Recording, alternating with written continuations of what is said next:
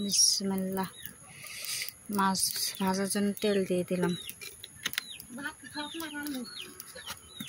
আমি ঠক মারানো কথাবার্তা শুনলে মাথা গরম হবে।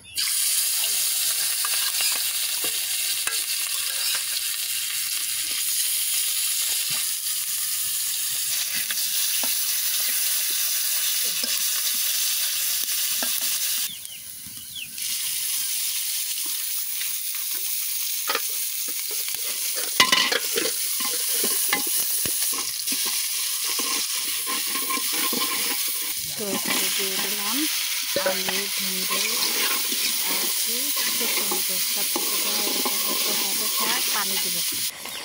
তরকারি বলক হয়ে গিয়েছে, এখন একটু মাছ দিয়ে দেবো। একে একে মাছ দিয়ে দেবো।